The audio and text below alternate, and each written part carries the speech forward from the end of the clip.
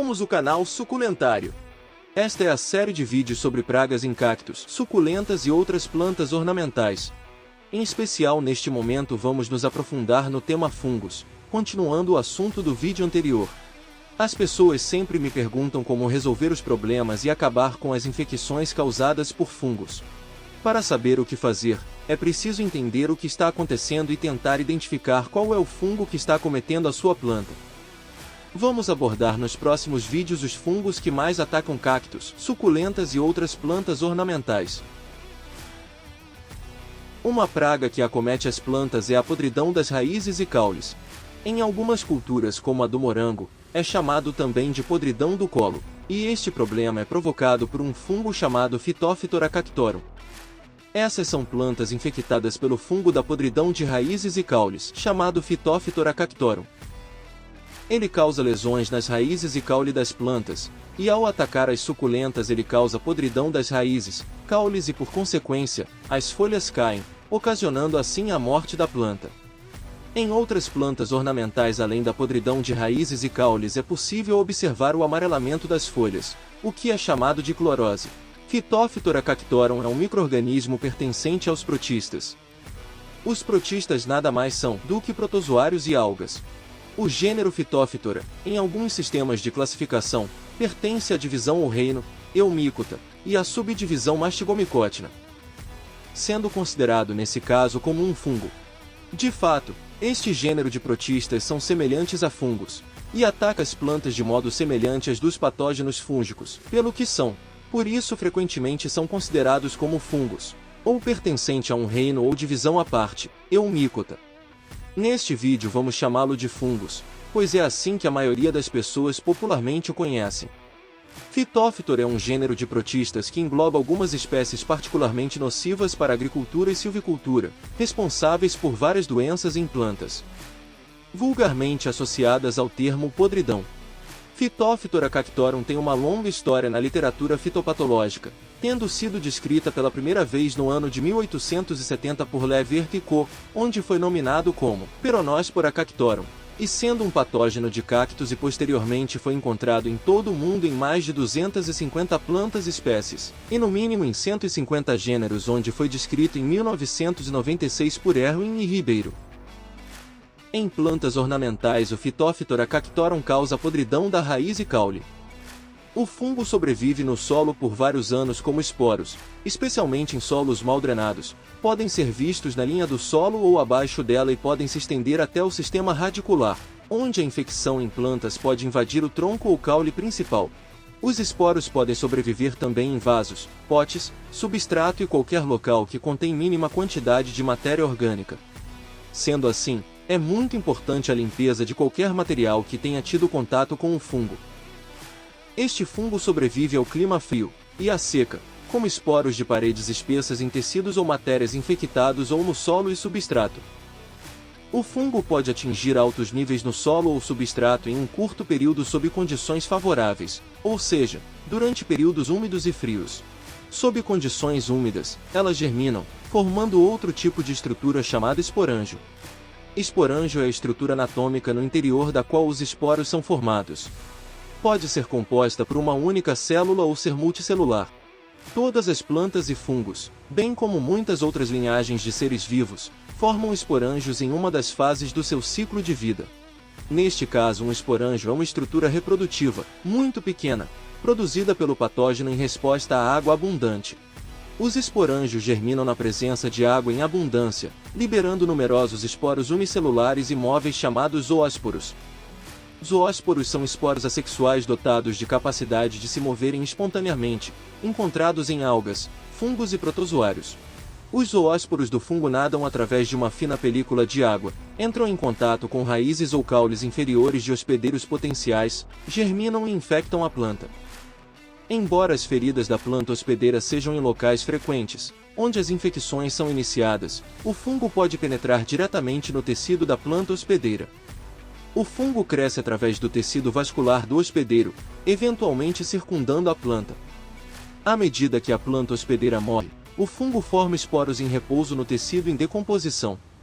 Estudos revelam que o fungo é facilmente transportado na água de irrigação. Poucos solos agrícolas, estufas e outros tipos de cultivos devem ser considerados livres do fungo depois de irrigados. A infecção ocorre mais frequente durante o clima frio, ou seja, no início do outono e inverno. É comum que após longos períodos de chuva o Phytophthora cactorum infecte grande quantidade de plantas, devido ao excesso de água no solo, sendo necessário a aplicação de fungicida para o controle da infecção em momentos de estiagem. Estudos indicam também que as plantas são mais suscetíveis à infecção fúngica por Phytophthora cactorum durante o período de floração. O Phytophthora cactorum é um fungo parasita com grande potencial de causar doenças em uma ampla variedade de hospedeiros, tanto em cactos onde foi descoberto e descrito pela primeira vez, assim como em suculentas e muitas outras plantas ornamentais. Nesta animação você terá uma amostra de como os fungos infectam uma planta e se multiplicam. As plantas estão sob constante ameaça de invasores. O caule desta planta está sendo atacado por um parasita. O parasita é um fungo chamado popularmente de ferrugem. Aqui o fungo invasor da ferrugem penetrou profundamente no tecido da planta. À medida que a invasão progride, o fungo produz esporos. Os esporos saem pela superfície da planta espalhando e criando pústulas, ou seja, bolsas de esporos e novos locais de infecção.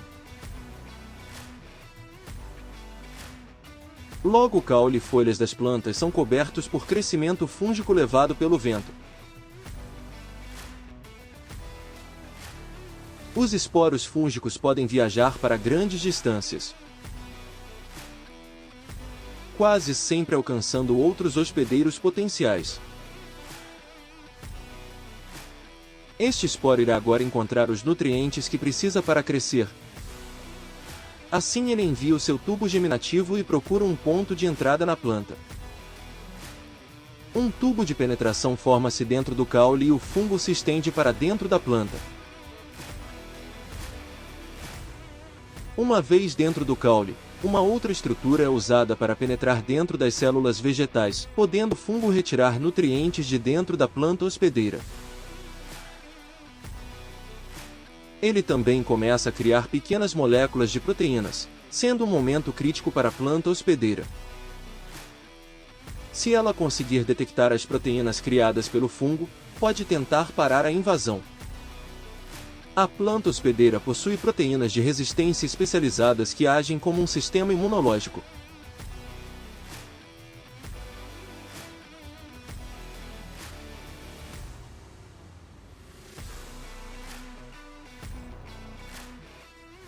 As proteínas de resistência podem se ligar às proteínas do fungo.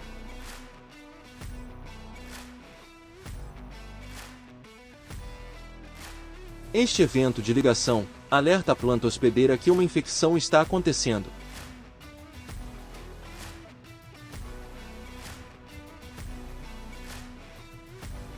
Agora que o parasita foi detectado, as células infectadas são eliminadas, onde a planta corta os suprimentos de energia para o invasor.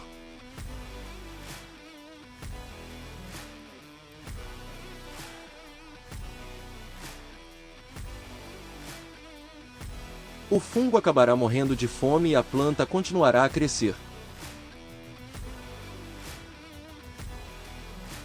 Este foi um exemplo de uma planta que está com seu sistema de defesa funcionando corretamente, o que não acontecerá com plantas com deficiência de nutrientes ou sem a quantidade de iluminação solar suficiente. Novas cepas de fungos estão constantemente se desenvolvendo através da evolução.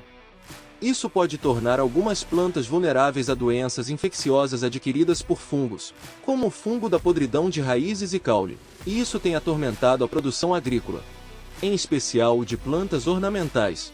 Desde que as pessoas começaram a cultivar globalmente, infecções fúngicas têm se tornado um grande problema, destruindo toneladas de alimentos e causando a morte de outros tipos de plantas como as ornamentais, causando enormes prejuízos aos produtores.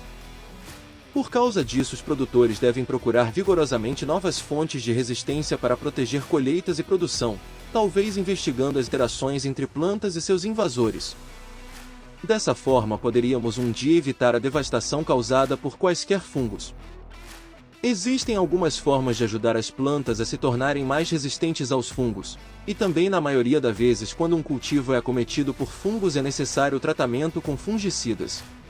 Abordaremos nos próximos vídeos alguns outros fungos e também falaremos de técnicas para aumentar a resistência das plantas, bem como tratar e eliminar os fungos do seu cultivo.